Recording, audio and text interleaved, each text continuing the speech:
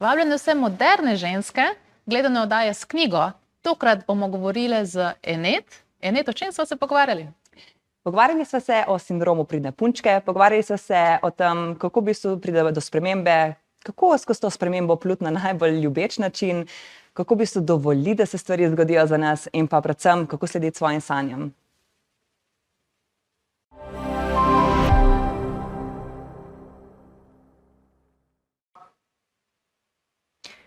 Sledite svojim sanjam in nikoli ne verjemite, če vam kdo reče, da se ne da. To je samo njihova resnica. To je uvod v knjigo Življenje na limonadi, o kateri se bomo pogovarjali danes v oddaji s knjigo. Z nami je avtorica Enet Jogan Klemše. Živja, hvala. Enet, dobrodošla. Praviš, da si iz naslovnice skočila. Hop! Direkt. Enet, napisala si čudovito knjigo in praviš, da knjigo za ženske. Zato danes malo govorile, kaj so tista sporočila, ko lahko vsaka od nas, vsaka ženska malo prevzame in pa kako si se sploh lotila zapeljati v tako izjemno zgodbo. Ja, pa zgodba tvoje knjige se začne tako, da gre ženska Lucija pri svojih 33 letih ugotovi, da bi želela tudi sama živeti neke svoje sanje. Kdo je Lucija? Si govorila o sebi ali o drugih ženskah? Lucija v bistvu je nastala po meni, po mojih prejšnjih verzijah mene. Tako. Ker ona je v bistvu nekako v točki življenja vedno pred nekim prebojem, vedno pred neko stvarjo, ko se pol razreši. In jaz sem imela zelo dosti takih situacij v svojem življenju, ko sem bila vedno pred točko, ko sem vedela, da prihaja nekaj večjega, sem vedela, da prihaja nekaj razrešitev, neke stvari, ampak vedno je bil občutek, rabim še neko jasnost, rabim, da se neke stvari še odprejo. In nekako je Lucija v bistvu nastala kot neka stara verzija mene, ki je v vlogi učenke, ki je v vlogi v bistvu nekako odprte ženske, ki išče rešitev zase. Po drugi strani pa imamo tukaj Vito, ki je nastala kot neka moja višja modrost oziroma kot tista utelešena verzija mene, ki podaja navodila oziroma nekako neke nauke, recimo tej mlajši verziji oziroma manj učeni verziji. Ampak potem, ko sem pisala to knjigo, sem gotovila, da so v Lucijo prihajale tudi stvari, ki so se pojavljale tudi pri mojih strankah, na delu 1 na 1 in na skupinskih terapijah. Kar naenkrat sem gotovila, da v bistvu ta Lucija ni samo jaz, ampak je del vsake ženske, čisto vsaka ženska se lahko najde v njej. Ker čisto vse smo enkrat bili na točki, ko smo rekli, ok, kaj pa zdaj ima naslednji korak. Jaz sem to čutila, ko sem začela brati knjigo, kot da je Lucija tudi simbol nas, vseh žensk, ko pridemo tudi do točke, ko se ti zdi, da je navzven vse perfektno, nič ti ne manjka, edin sebe malo zgubiš. Ja. A je bilo tudi to? Je bilo to, ja. Ker je, kadar si ti na eni poti proti enim sanjam, proti enim ciljem, se včasih zgodi, da se mogoče malo zgubiš in kar nekaj se vprašaš, ok, to sploh res moje, ali sem tu zdaj pobral neke informacije in stvari iz okolice, od drugih, od nekih pričakovanj mogoče. In se mi zdi, meni se je to zgodilo, ko sem bila, dejansko, ko sem prvič ratala mama, takrat sem imela eno zelo težko obdobje neke poporodne depresije, ker v bistvu sem se res vprašala, kaj sploh je moj namen v tem življenju. Ok, imam družino, imam delo, ki me izpopolnjuje, imam ljudi okoli sebe, ki so super, ampak zmeraj bil en občutek, je to vse, kar je, zdaj, ko sem kar naenkrat mama, kar naenkrat se ti obrnejo prioritete in v bistvu tisto je nekako tudi en povod, da sem rekla, te stvari moram dati v knjigo. Ker ko pride taka močna lekcija življenjska, se mi zdi, da jo moraš zapisati, ker drugače rečeš, se to si imam zapomnil, pa potem gre ven, ne? Mislim, gre ti iz polja, ko greš spet novo lekcijo, tako da nekako v bistvu, ja, ona je vsaka od nas, ne. In če gremo zdaj v to Lucijo, ne, pa je to vse, kar je? Konec koncev, ko smo male, vse sanjamo o tem, da imaš družino, otročke, lepo službo, fajn moža. Ja. Kako si takrat odgovorila na to? Jaz sem tako rekla, družino sem začela ustvarjati, ko sem imela 29 let.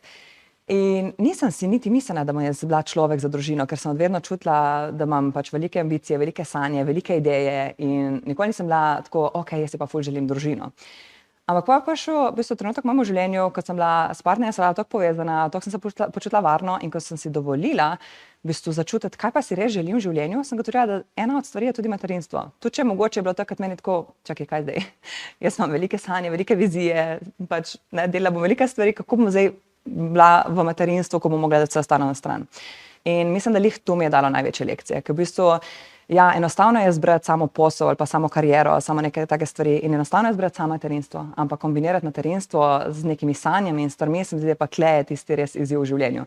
Marsikera ženska se mi zdi, da ima lihtle pač probleme zaradi tega, ker je, ja, ne veš, kam bi se dal, ali bi bil mama, ali bi bil pač neka poslovna ženska z vizijami, sanjami, ki je tisti balans, ki je tisto ravnotežje, da si v bistvu pač pomirjena recimo sama sabo. In potem, če greva zdaj nazaj v zgodbo, Lucija si vzame čas zase v knjigi in reče, v redu, zdaj pa jaz neke svoje sanje vsem pogledala nase, kaj so bile moje želje, sanje in temu sledila. In potem spozna Vito. Ampak ko je Vita želi pokazati neko, kako bi rekel, jo nekaj naučiti, se Lucija temu upre. Ja. A kako to, zdaj to simboliko v resnično življenje, kaj dela? V bistvu to je direkt točna prikaz, kako se zgodi v začetku, ko smo v točki, ko si želimo spremembo, hkrati pa nismo pripravljeni še iti v to spremembo. Jaz recimo sem doživela na svoji koži to in pa skozi pač v bistvu delovanje s vsemi mojimi strankami. Vedno je želja po spremembi, ampak če mi ne vemo, zakaj gremo v neko spremembo, če mi ne vemo, zakaj se ničesar sploh želimo, je ponavadi tako, da nimamo dovolj močnih mehanizmov zadaj, da bomo rekli, ok, zdaj pa gremo v spremembo, sem pripravljena narediti vse, tudi pač, kar mi ne bo prijetno. In v bistvu nekako tle ta simbolika, ki se razvije, recimo na začetku je res zelo čutiti to Lucijo, kako se ona upira spremembam, kako je njej težko karkoli v bistvu drugače razumeti, drugače slišati, ampak potem, ko ona malce začne sproščati, malce začne dejansko biti v tem vibu, ok, mogoče pa ni se tako, ne, kakor jaz vidim in vem, potem se počasi začne odpirati za, mogoče se pa da drugače in takrat je ona pripravljena za spremembo, ker v bistvu takrat tudi besede, ki jih Vita reče in stvari, ki jih ona preda, padejo v bistvu na plodna tla. Tako da jaz vedno pravim, če se ti odločiš sam na pol, se ne odločiš. Se moraš res odločiti 100%, to pomeni, da tudi če padejo ne vem kaj z neba, ti greš v to. In ena od takih stvari, recimo tudi moja knjiga, ki je tudi meni bil recimo en izziv, ko sem se odločila, ok, to je to, pa ne glede, kaj se bo pač zgodilo po poti. Knjiga je samo en del, ker ti ženskam nasplošno pomagaš, da, kako bi temu rekla, klišejsko bi rekla, da najdejo sebe, ampak kako bi ti to svojim besedam rekla? Jaz tako, kar najbolj čutim, da je moje poslanstvo, je to, da v bistvu ženske aktiviram, da začnejo slediti svojemu poslanstvu. Oziroma tistemu svojemu potencialu, ker mogoče jaz imam tak dar, ker zelo hitro vidim v človeku potencial. Ne vidim dejansko tistega stanja, ko mogoče se nekdo zatakne v njemu, ampak vidim potencial, kakšen potencial človek ima. In recimo k meni dostikrat pridejo ženske, oziroma to na dogodke, ki jih organiziram, pridejo ženske, ki si dejansko želijo, da bi jih nekdo stresel, ven iz tistega domačega, udobnega, tudi če je neudobno in tudi če ni jih najbolj fajn, še zmeraj udobje je ok, če veš, da na drugi strani ne veš, kaj te čaka.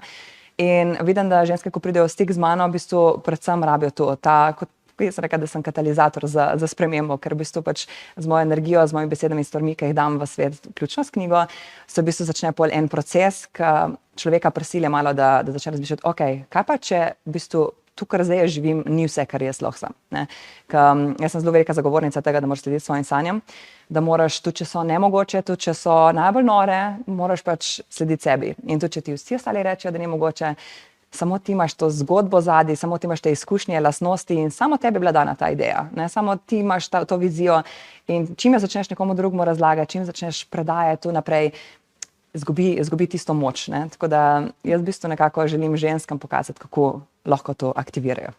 Zdaj pa jaz ta kruti sodnik, pa bom rekla, in vsi vemo, da ne smemo poslušati, kaj drugi rečejo, da nas to ne omejuje.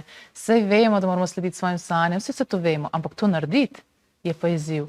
A imaš kakšen tak postopek ali pa prvi korak, da bi rekla, ženske, ko imate občutek, da so nekje obstale, da si želite nekaj več, želite neke svoje sanje živeti, kaj bi rekla je prva stvar, ki naj začnejo biti pozorne, narediti, spremeniti?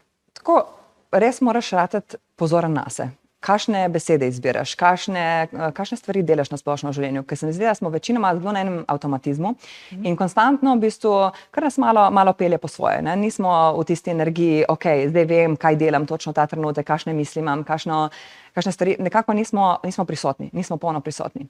In v bistvu kle se zgodi ta prvi korak, da začnemo biti res polno prisotni. Tukaj ti pa kar uskočim, pa preberem nekaj iz knjige, ker je zanimivo, da ta proces preko zgodbe elegantno pleteš v knjigo, da ne hote na neki ravni začneš to odpirati. In sicer si zapisala takole, oziroma Vita svetuje tako. A si sploh pozorna na to, kolikokrat v življenju si nekje drugje in ne doživljaš situacij v polnosti? Kako včasih poješ kosilo ali spiješ kavo tako na hitro, da se moraš potem celo vprašati, ali si to res že storila? Kolikokrat si na čudovitem kraju, pa sploh ne užiješ njegove lepote v celoti? To stalno delamo, ne? Ja. Kako pa treniraš to prisotnost? Učiš naj treniramo? Učim jo prav na tak način, da v bistvu pač sam sebe opozarjaš. Recimo ena izmed takih meni zelo všeč vaj, ki jo tudi sama dosti prakticiram, da si, če recimo v štartu ne gre to, da se boš spomnil, se boš dal recimo en opomnik, en alarm na telefone, kakorkoli, ampak recimo že to, da sprostiš ramena.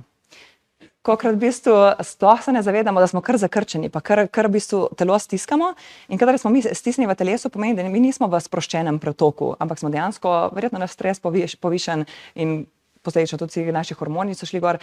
In kadar ti sprostiš, kadar neš ti prostor v prsnem košu, kadar se takrat v bistvu se zaveš, ok, glej, zdaj sem v telesu. Ne? In recimo tu se na take enostavne stvari, kako vračaš svojo pozornost, vedno v telo, ker telo je tisti glavni, dajmo reči, avatar, vozilo na tem planetu, ki ga imamo. In kadar si ti v stiku s telesom, potem si v stiku tudi z ostalimi telesi oziroma z ostalimi svojimi deli, bom to rekla.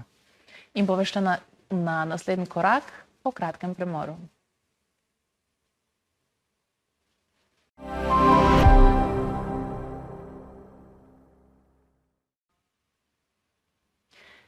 V oddaji s knjigo se pogovarjava tokrat z Enet Jogan Klemše in sicer o terapevtskem romanu za moderno žensko z naslovom Življenje na limonadi.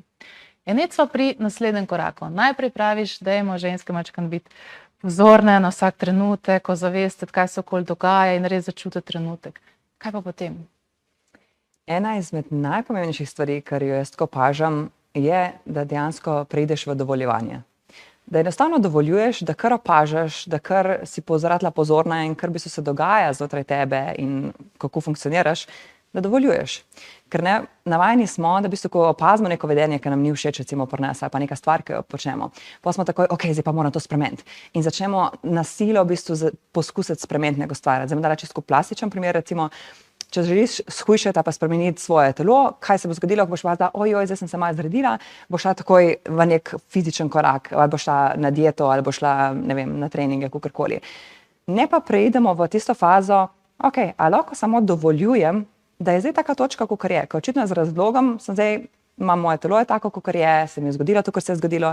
V bistvu, ker ko mi dovoljujemo, takrat smo v pretoku. Takrat v bistvu ne zapiramo energije, ampak smo še vedno odprti. In kadar smo v pretoku, takrat nam lahko pridejo tudi zelo jasne, kristalne ideje, ok, kaj pa je zdaj naprej, kateri korak je bolj ljubeč, kateri bolj sočuten, recimo. Ja, in ena zadeva je bila zanimiva tudi v knjigi, ko rečeš, začni pri tem, da zaznaš telo, kdaj moraš iti na stranišče. Ja, to je res, tako mogoče malo banalno, ne? Ampak res ogromno ljudi niti ne zazna, ali rabijo na stranišče ali ne? Ali pa rabijo, ne vem, spiti kozarec vode. V bistvu smo toliko na avtomatizmu, zakaj ima toliko ljudi recimo težave s tem pitjem vode, recimo? Zaradi tega, ker v bistvu ti nisi pozoren na to, kaj ti pravi tvoje telo, ne? Konstantno imaš neke opravke, neke stvari in sam sebi nisi dovolj pomemben, da bi se dal na to-do spisek, ne? Ali pa na listek. Tako da tle v bistvu je res na tem, da je to trening, praksa, vadaš isto, kot greš v telovadnico in tam delaš za svoje fizično telo. Lihtko moraš delati v bistvu to, da delaš na prisotnosti, na zavedanju, na to, da dejansko začutiš, ok, kaj pa zdaj jaz rabim. In kadar začneš zaznavati male potrebe, kot so recimo, kdaj rabim spiti kozarec vode, kdaj rabim nekaj pojesti, takrat začneš zaznavati tudi tiste večje potrebe. Ok, zdaj rabim pa iti v svet, zdaj rabim pa dati svoje darove v svet. In takrat začneš biti pozorna, ok, kaj pa so moji darovi, kaj pa so stvari, ki jih rabim dati v svet. Ne? In v bistvu tako gre naprej. Katero poglavje pa meni izjemno všeč. Življenje je prekratko za dolgočasne krožnike. Daj malo povej, kaj si to zapisala. Ja, nisi edina, dosti mi jih napiše, da v bistvu ta poglavje je res krasno, mislim, krasno prebujajoče, tako bom rekla, ker te malo kar tako sooči s stvarmi.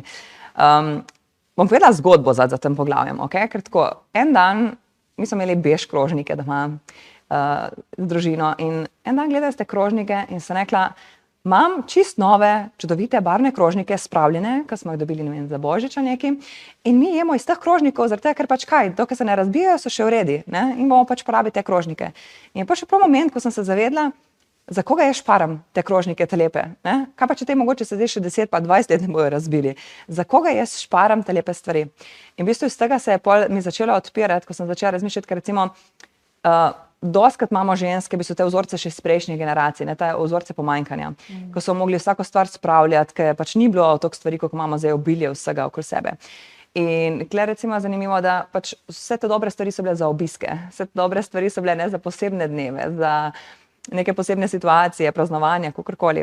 In mi smo to prevzeli naprej in čeprav smo v času, ko je vsega dovolj, kot tudi če se ti tisti lepi barvni krožniki razbijajo, lahko greš v trgovino in kupiš nove, še lepše mogoče, mi smo pa še kar v tisti energiji pomanjkanja, ne? Joj, to moramo pa šparati, to moramo pa spravljati. In v bistvu, kadar sem jaz začela to delati pri sebi, da sem začela ne samo pri krožnikah, ampak da sem šla pregledati vse stvari v stanovanju in sem začela moja oblačila gledati, zakaj kakšne stvari šparam, zakaj se ne oblečem, nekaj odkrat imamo ženske, nimam kaj za obleči, pa imajo mara polna nekih lepih stvari za posebne priložnosti. Vsaka posebna priložnost je vsak dan, ko si živ, posebna priložnost je vsak dan, ko se zbudiš in si rečeš, wow, glej, še en dan imam na voljo, pač, da ga lahko izkoristim. Ne? Tako da v bistvu, ja, v tem poglavju je tako, v bistvu ta zgodba pomanjkanja, ki jo obrneš v zgodbo obilja. Tako. Ja, to je v bistvu simbolika, so krožniki, ampak to je dosti širši koncept. Ne? Verjetno se začne pri krožnikih, pri oblekah, ampak kaj ti bo potem v življenju to naredi? Isto pa, kar izbiraš, ne? Recimo, če v partnerskem odnosu nisi zadovoljna in veš, da partner ni pravi zate, boš bila z njim, zato pač je bež krožnik, ali boš rajši pač se odločila, da ta bež krožnik daš stran in boš pač ugotovila, kaj si zares želiš in dala fokus na se, recimo. Ne? V vsaki situaciji, ne vem, v službi si mogoče nekaj ful želiš, pa kar rečeš rajši ne, zaradi tega, ker pač zakaj mogoče bo za nekoga drugega tista priložnost, ne? Ali pa mogoče ni pravi trenutek. Recimo, jaz sem taka oseba, ki doskrat sem imela nore ideje, nore stvari in pa sem bila, se to en dan bom realizirala. In pa sem vprašala, za koga jaz čakam te stvari za realizacijo. Ko sem imela zdaj, en dan nazaj sem imela en največjih uvidov v zadnjem času, ko sem se odločila, da zdaj je trenutek, da naredim največji dogodek, ker sem se ga v bistvu zamislila že ful časa nazaj in sem kar bila, ne, bom počakala, bo pravi trenutek, sem rekla, zdaj je čas, tako da bom imela dogodek v jami. V jami? V jami. Zanimivo. Dosti pa opisuješ tudi tole, ko želiš spremeniti zunanjo resničnost, moraš najprej zamenjati svoj notranji svet. Eni bi rekla, da je to duhovna knjiga, a bi ti temu rekla tako? Ja, v bistvu je zelo duhovna knjiga, ampak je zavita v tako praktično duhovnost. Ker v bistvu jaz tudi, če učim zelo duhovne nauke, in poglede in filozofije, jih v bistvu učim skozi sebe, skozi to, kar jaz dejansko v življenju živim. Tako da meni, recimo, ko sem bila mlajša, so mi neke duhovne knjige ali pa recimo knjige za osebno rast, so mi odpirale stvari in sem si mislila, wow, zdaj razumem vse večje koncepte, ne, večje od mene. Potem pa sem videla, da v bistvu ni tako, ja, saj ti nekaj stvari prebereš, ampak dokaj ti ne greš integrirati tega v svoje življenje, dokaj ti ne daš v prakso, se nič ne premakne. Ne? In v bistvu jaz dejansko tudi ta knjiga, recimo je ona rabila 2 leti, zaradi tega, ker sem jaz rabila integrirati stvari, da sem jih lahko napisala. In tudi recimo tako, kadar čutim to knjigo, je ena energija na začetku, druga je v sredini in tretja na koncu. V bistvu so dejansko 3 različne verzije mene napisati to knjigo. Ne? Tudi če sem jo napisala pol v šusu, za reči vse skupaj, ampak ja. Čutiš to? Ja. Zdaj pa ključno, zakaj je življenje na limonadi? Oblečna si v limone, naslovnica je limone, ljudje te prepoznajo, danes kar reče, ona z limonom. Kaj je to simbolika? Ja, itak vsi poznamo ta stavek, ne? Ko ti da življenje limone, si naredi limonado. Ne? Ampak meni se je v bistvu to zgodilo, da nisem niti bilo ni povezano s tem stavkom, ampak enostavno sem v eni meditaciji enkrat dobila en uvid, da ta knjiga naslov bo, ko pride življenje na limonado. Takrat nisem niti razumela, kaj ima veze ta naslov s knjigo, ker sem si takrat želela napisati priročnik za ženske, za nekako, v bistvu, ko povzame vso to osebno rast in je tako res nek praktičen pomočnik, ne, da imaš noter tehnike, vaje, da lahko v bistvu ti delaš s to knjigo. In ko prišla, jaz sem videla naslovnico, jaz sem videla naslov in sem tako, ok, pač dam ta naslov, pa bomo videli, kaj se bo zgodilo. In potem se je tista ideja o priročniku, kar naenkrat, ko sem začela pisati, se je kar začela spreminjati v nek roman. In v bistvu potem sem šele skozi, ko sem pisala knjigo, sem videla, zakaj tak naslov. Tako da v bistvu ni bilo, da sem na koncu izbrala naslov, ampak je bil prvi naslov, pa potem se je knjiga znala oddalati. In tudi čez celo zgodbo ves čas pije ta limonado. Ja, Vita in Lucija. Na momente je že preveč te limonade, ne? Tako kot Lucija enkrat gotovi, da mogoče je res malo že preveč te limonade, ampak Ja, ker v bistvu pač v življenju konstantno dobivamo izzive, konstantno dobivamo neke priložnosti za rast, ampak ti lahko na to stvar, ki ti pride in je nekaj neprijetnega, lahko pogledaš, joj, evo, spet se mi to dogaja, joj, ne, zakaj meni, zakaj se to meni v življenju dogaja. Lahko pa rečeš tako, wow, glej, se pravi, če se mi spet ponavlja, je klej moj vzorc. Kaj lahko jaz naredim, da se mi ta vzorc ne bo ponavljal? Kaj me uči? Kaj ne vidim tle zadaj? V bistvu skozi na ta način tu napisana knjiga, da v bistvu se začneš res malo spraševati, da ne samo bereš lahkotno lep romanček, ne, pa priješ na koncu, dam na polico, ampak da ti res da tisti občutek, ženska, spomni se sebe, a veš pa, kaj si želiš, a veš, kdo si ti, ne? Tako da v bistvu na ta način je napisano. Ženska, spomni se sebe. Ja. S to mislijo pa še en odmor.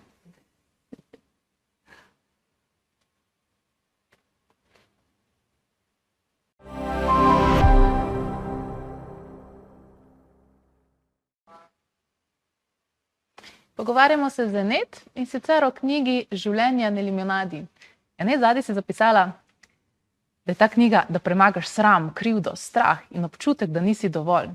Ker si pomembna, vredna si že samo zato, ker obstajaš, naj tvoja svetloba zasije. Zakaj praviš, da je to za ženske? Terapevtski roman za moderno žensko. Jaz sem nekaj, da je to za ženske, ne, ampak vidim, da zdaj mi tudi moški pišejo, ki berejo mojo knjigo. Ne, A berejo moški? Ja, tudi moški berejo. In tudi moški najdejo ogromno informacij zase. Jaz sem napisala, da je to za moderno žensko, zaradi tega, ker se mi zdi, da ženske smo mogoče v tej poplavi knjig za samopomoč in za osebno rast malo prekrajšane, ker je vedno napisano v moškem v bistvu načinu, ne, kakor da bi v bistvu pač dragi bralec. Vedno, občutek je, da nismo prav lih tle noter, ne. In pa sem nekaj, kaj pa, če jaz napišem knjigo, ko bom res nagovarjala ženske, da bojo dejansko se, ko bojo brale knjigo, da bojo rekli, olej, nekdo je pa prav meni napisal knjigo. Malo drugače je občutek, malo drugače pač se potem povežeš recimo tudi s knjigo, ne. Verjetno tudi bolj razumeš. Se mi zdi, da kar veliko si izhajala iz sebe. A je res, da si bila ti včasih taka tiha miška? Ja. To ne morem verjeti, ker zadaj se vrti z dogodka, s predstavitve knjige, in tam stopiš na oder, karizmatično, skakali smo, peli smo, in potem ti meni rečeš, da si bila včasih taka tiha miška. Daj mi to malo razloži. Ja. Mi je zanimivo, da tako dosti sem zadnji čas srečala ogromno svojih profesorjev in učiteljev iz osnovne in srednje šole, me noben ne prepozna. Zato, ker pač po mojem se me noben ne spomni, takrat, ker sem bila res. Jaz mislim, da je tako, ko imaš ti v življenju neko poslanstvo, neke stvari, moraš iti skozi težke situacije in skozi težke v bistvu okoliščine, zato da lahko ti razviješ neko stvar. In recimo v mojem primeru je bilo to, jaz sem odvedno čutila, da bi rada govorila pred ljudmi, odvedno sem čutila, da bi rada neke večje stvari predajala svojo zgodbo, ampak sem imela toliko močne blokade, toliko se nisem upala dati sebe ven, da sem mogla najprej skozi te stvari v bistvu pač prebiti se. In kaj se je zgodilo skozi vsako stvar, ko sem šla, vsak nivo, ko sem lupila kot čebulo, ne, vsako plast, se je začelo mi kar nekaj odpirati, da v bistvu so začele prihajati v moje polje ženske, ki so točno to rabile. Ampak jaz sem mogla dati skozi to, ker recimo, če bi jaz bila odvedno, ne vem, ful samozavestna, pa bi ne imela stvari poštimane, bi točno vedela, pač kako se počutim, kaj hočem in tako naprej, verjetno pol ženske ne bi z mano tako zavibrirale. Tako pa v bistvu jaz recimo zelo dosti govorim svoje osebne primere, recimo in na predavanjih in pač tudi v zgodbi je dosti pač primerov iz mojega življenja, ko so zapakirani, ali pa so mogoče združeni s kakšno drugo zgodbo, ampak ne, zelo dosti sem se dala tega, ker se mi zdi, da ljudje najbolj razumemo stvari, če jih slišimo na praktičnem primeru. Oziroma, če rečemo, glej, nekomu je ratalo, se pravi, če je imel nekdo neke borbe in nekdo je imel neke stvari, ki jih je premagal, pol sigurno lahko da tudi meni. Ne? Ja, zagotovo. Drugače poistovetiš, ne? Drugače pa tudi lažje rečeš, aha, ta me razume, če šel čez nekaj taska, ne? Kaj pa omenjaš tudi sindrom pridne punčke? Si to ti imela? To opazuješ pri drugih? Ja, jaz sem imela zelo močen sindrom pridne punčke, še kdaj ta majhna pridna punčka pride ven, ki bi hotela ugajati, drugim bi hotela narediti vse za druge. Ampak vidim, da to je res en proces, ker sploh ženske, ki smo bile navajene, vedno pač v družini nekako mogoče tudi smo več čutile in smo začutile prostor in smo se čutile, v bistvu, da smo mi odgovorne za čustva drugih in da moramo mi poskrbeti, da bo vse okej, pa v drugih prostorih tudi. Takrat v bistvu kar nekaj prevzameš nase neke odgovornosti, ki niso tvoje. Ne? In v bistvu s tem sindromom pridne punčke opisujem prav ta v bistvu pač proces, da se ti pomanjšaš, zato da je drugim ni nelagodno. Ne? In kadar začneš ti živeti v svoji moči, kadar začneš ti v bistvu živeti sebe in dajati sebe v svet, tako si avtentičen, kaj se zgodi okoli tebe, tisti ljudje, ki so bili navajeni, da si bila majhna, pridna, ubogljiva, kar naenkrat ti vse trigira, ne? In kar naenkrat pač ni več tako prijetno biti, ne, zraven, ampak kaj se zgodi, prihajajo ti novi ljudje, kateri te v bistvu vidijo za tisto, kar ti si. In tu se mi zdi, da je največje darilo, kar si ga sam sebi lahko daš. Da dejansko začneš sebe dati na prvo mesto, to ne pomeni, da si egoističen pa da ignoriraš vse druge okoli sebe, ampak da se vprašaš, ok, kaj pa je zdaj v tej situaciji zame, recimo. Včasih se je težko, ponavadi se je težko spreminjati, pa vse to, kar rečeš, bi bilo dobro delati, pa je fino, pa greš v pozitivno smer, ampak zdaj bi to težko. Zdaj pa, če rečemo, če ne gre nekdo, ženska, čez ta proces, ki ga tudi opisuješ v knjigi, če se te prebijaš te sindrome, se začneš spoznavati in vse, kar tudi Vita tukaj daje neke nasvete, kaj bi rekla, da tisti končni rezultat? Zakaj je vredno? Zakaj bi se sploh trudili nekaj takega delati? Vedno se vse začne in konča pri občutkih. Mi iz občutkov, ko so nam neprijetni, gremo neko spremembo in hkrati si želimo neke občutke, ki so prijetni. In kadar ti začneš delati stvari zase, kadar ti postavljaš sebe na prvo mesto, kadar ti si rečeš, lahko sem, ne rabim izbirati, ali bom mama, ali bom to, ampak si lahko mama in recimo podjetnica, ali pa ne vem, mama in pisateljca v mojem primeru. Kadar ti ugotoviš, da si lahko vse vloge v eni, da ne rabiš izbirati, da si lahko res celostna, taka, kot si, takrat pride največji občutek svobode. In se mi zdi, da to je tisti občutek, ki ga vsi zasledujemo v vseh stvareh, ker se želimo počutiti svobodni in zato v bistvu določene izbire izbiramo, ali pa se v bistvu pač podajamo na neke poti, ker želimo občutiti ta občutek, doma sem v sebi. Če bi zdaj imela pa pred sabo vse ženske, recimo Slovenije, za svojo energijo, kaj bi jih nagovorila, kako bi jih navdušila, da grejo to pot, kaj rečemo, spoznavanje bolj sebe, svojo pot? Ok, prvo naj preberejo knjigo, ker to je pač najlažje, da obesedimo vse. Ja. Ampak, če bi mogla reči tako en stavek, da ostane, bi rekla to, da ni lahko, je pa vredno. In takrat, ko v bistvu opaziš, koliko si močna in koliko si mogočna, takrat, ko začutiš znotraj sebe, da se začne prebujati ta v bistvu prvinska tvoja energija, ta prvinska moč, ki imaš, takrat se v bistvu začnejo odpirati vrata, ki nisi si mogla prej predstavljati, da se bo odpirala. In bolj, ko si ti zvesta sebi, bolj prihajajo vse tiste stvari, manifestacije, sanje, želje, ki si jih ti želiš. Tako da, ko poslušaš sebe, ko daš sebe na prvo mesto, takrat se odpre svet zate. Kaj bi pa rekla, da si pri sebi, da je bilo najtežje, pa si najbolj ponosna, da si spremenila ali pa presegla? Mogoče sem imela zelo močne procese samosabotaže s to knjigo, zato ker sem vedela, da ko bom jaz napisala to knjigo, bo kar naenkrat ogromno ljudi bralo to knjigo. In kar naenkrat nisi več s svojimi mislimi v nekem kontejnerčku zaprtem, kot si ga ti pač si skontroliral, ampak si v bistvu pač vržen v polje. In tega me je v bistvu bilo tako na podzavestni ravni strah in sem kar videla, kako sem imela razne trenutke, ko sem kar malo čakala, pa ker sem rekla, sej to bom potem, pa to bom tako, pa tako, so se določene stvari mi kar malo odlagale, dokler nisem pač res v bistvu prišla v točko, ko sem rekla, ok, zdaj pa res ne mora čakati več to in zdaj moram iti v akcijo in zdaj moram to narediti. Tako da, in zdaj, ko gledaš na to, kaj so odzivi bralk? Odzivi so zelo zanimivi. V bistvu večina jih reče, da je to pač učbenik za življenje, tam je najbolj všeč, ker res sem v bistvu nekako si želela napisati knjigo, ki nimaš samo na polici, ampak da greš njo, pa jo odpreš, pa dobiš sporočilo za tisti trenutek, ki jo rabiš. Je pa zanimivo, da jih zelo dosti piše, da berejo zelo počasi, da se jim toliko stvari v bistvu odpira že sam skozi branje, da v bistvu predelujejo res in hkrati integrirajo. Tako. Saj mojstrstvo po svoje je ravno to, da napišeš eno zgodbico, ko lahko prebereš kot eno sproščeno zgodbico, hkrati lahko pa vsakič znova greš v neke globine, ko te premikajo in ti dajo misel. In to si zagotovo dosegla s to knjigo. Enet, najlepša ti hvala kot prvo, da si napisala knjigo, seveda, in na drugi strani mislim, da je knjiga sem en del, da poznamo primere, poznamo bralke, poznamo tiste, ki te poznajo, da res premikaš ta potencial v ženskah in mislim, da je to izjemno. Hvala. Zaključimo pa še z eno mislijo, ki si zelo lepo v knjigi zapisala. Vsem ženskam, evo, če verjamete ali pa če ne verjamete, da še enkrat si poveste. Sem prečudovita, posebna, unikatna, vredna ljubezni in spoštovanja. Sem varna in ljubljena takšna, kot sem. Enet, najlepša hvala. Hvala.